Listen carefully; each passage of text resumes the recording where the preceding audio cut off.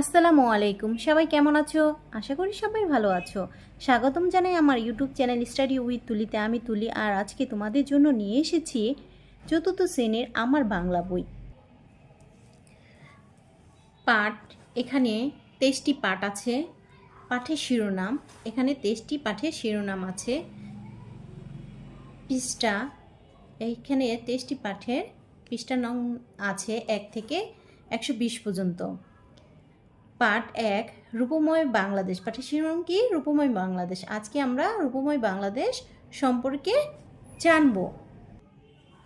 এখানে সুন্দর একটি প্রাকৃতিক দৃশ্যের ছবি আছে। ছবির মধ্যে দেখা যাচ্ছে কিছু গাছপালা, একটি নদী দেখা যাচ্ছে। নদীর মধ্যে একটি নৌকা দেখা যাচ্ছে। নৌকার মধ্যে একজন মাঝি নৌকা চালাচ্ছেন। আর এখানে কিছু নদীর ওপারে কিছু ঘর বাড়ি দেখা যাচ্ছে। এপারেও কিছু ঘর বাড়ি দেখা যাচ্ছে। এখানে নীল আকাশ দেখা যাচ্ছে। আকাশের মধ্যে পাখিও দেখা যাচ্ছে। এখানে কিছু ঘাস, এখানে ঘরের উপরে এখানে কলা গাছ, আরও অন্যান্য গাছগাছালি দেখা যাচ্ছে। পার্ট 1, রূপময় বাংলাদেশ। কত সুন্দর আমাদের এই বাংলাদেশ, কত সুন্দর এদেশের প্রকৃতি।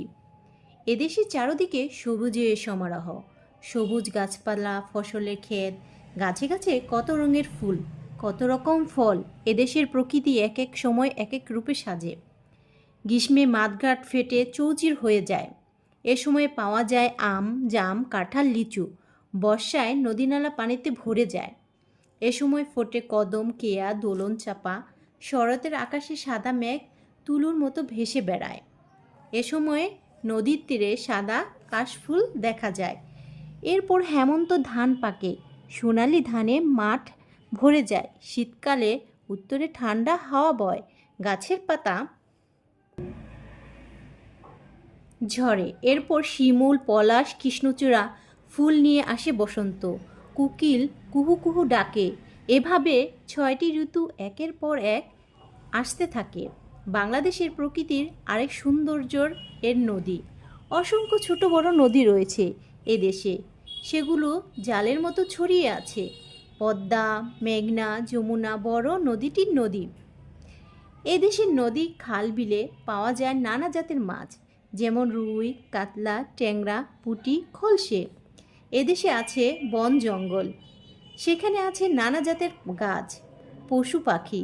বাংলাদেশের সুন্দরবনে পৃথিবী জুড়ে বিখ্যাত। এ বনে আছে সুন্দরী, গেওয়া, গরান, কেওয়া, কলপাতা গাছ। সেখানে আছে বাঘ, হরিণ, কুমির। আরও আছে মাছরাঙা, মটুসি, মদন টাক প্রকৃতি পাখি। এদেশের বেশিরভাগ এলাকা সমতল, তবে কোনো কোনো জায়গা পাহাড়ি। পাহাড়ও নানা জাতের গাছ, পশু পাখি দেখা যায়। রাঙামাটি, বান্দরবান, খাগড়াছড়ি পাহাড়ি এলাকা। এছাড়া ময়মনসিংহ ও সিলেট অঞ্চলে ছোট বড় পাহাড় আছে। বাংলাদেশের দক্ষিণে আছে বঙ্গোপসাগর, এর মোহনায় ইলিশের আবাস।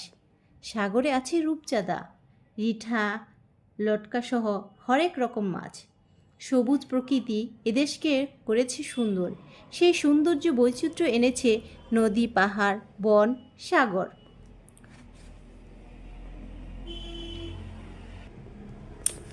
অর্থ জেনে নেই।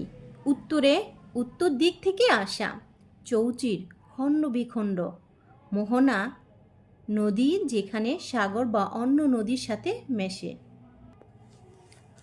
অনুশীলনী 1, বর্ণ বসিয়ে শব্দ তৈরি করি। এখানে পরে ফলা প্র, করা ফেলা কি, এখানে তরস্কে তি দিলে প্রকৃতি হয়। দকা দু ল ন, জায়গা চা, চজন্য জায়গা চা, পাইকার পা, চাপা, দোলন চাপা। এখানে মধ্যাহ্ন দিলে, দন্তান্ন দিলে এখানে দোলন চাপা একটি শব্দ হয়। সৌকা সু, নায়িকা না, লরেশকালনি, সোনালি। এখানে সৌকা সু শব্দটা দিলে, এখানে বর্ণটা দিলে সোনালি শব্দটা হয়। জ উমগ ল, জঙ্গল। এখানে গ শব্দটা বর্ণটা দিলে একটি শব্দ হয় জঙ্গল। রাগা রা, মগা গা, রাঙা, ময়াকার মা টয়রেশের টি মাটি।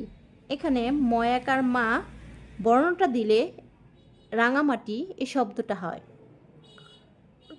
রূপ রূপ চন্দ্রবন চাকা চা দাগা দা রূপ চাঁদা। এখানে রু এখানে এই বর্ণটা দিলে একটি রূপচাঁদা শব্দ হয়। 2 শব্দ দিয়ে খালি ঘর পূরণ করি। এখানে কিছু ঘরের ভিতরে শব্দ আছে, যেমন বসন্ত, নদী নালা, বিখ্যাত, দক্ষিণে, সমারোহ। এই শব্দগুলো দিয়ে খালি ঘর পূরণ করব। যেমন ক, এদেশের চারদিকে সবুজের কি হয়? সমারোহ। খ, বর্ষায় নদীনালা পানিতে ভরে যায়। গ, বাংলাদেশের সুন্দরবন পৃথিবী জুড়ে বিখ্যাত। ঘ, বাংলাদেশের দক্ষিণে আছে বঙ্গোপসাগর। ও, কৃষ্ণচূড়া ফুল নিয়ে আসে বসন্ত। 3 পাঠ থেকে প্রশ্ন বানাই। কে, এখানে একটি প্রশ্ন বানানো আছে। কে, কুহু কুহু কে ডাকে? কি, বাংলাদেশে 3টি বড় নদীর নাম কি? কেন, গ্রীষ্মকালে কেন মাঠঘাট ফেটে চৌচির হয়ে যায়? কখন নদীনালা পানিতে ভরে যায়? কেমন, বাংলাদেশে প্রকৃতি কেমন? 4 ছবি দেখে বিবরণ লিখি। এখানে একটি সুন্দর বাজারের ছবি আছে। এই ছবি দেখে আমরা বিবরণ লিখি। চলো তাহলে। এটি একটি গ্রামীণ হাটের ছবি। নদীর তীরে বড় একটি আম গাছের নিচে একটি হাটে নানা রকমের টাটকা শাকসবজি ও ফলমূল কেনাবেচা হচ্ছে। কাউকে মাছ বিক্রি করতে দেখা যাচ্ছে, আবার কেউ মুরগি বিক্রি করছে। 5 পছন্দের ঋতুর নাম লিখি এবং পছন্দ করার কারণ লিখি। পছন্দের ঋতু শীতকাল। পছন্দের কারণ, শীতকালে চারদিক কুয়াশায় ঢাকা থাকে, যা দেখতে খুব ভালো লাগে। এ সময় মিষ্টি রোদ খুব আরামদায়ক হয়। ঘরে ঘরে পিঠা পায়েস খাওয়ার ধুম পড়ে যায়। এই ঋতুতে প্রচুর তাজা শাকসবজি ও রঙিন ফলমূল পাওয়া যায়।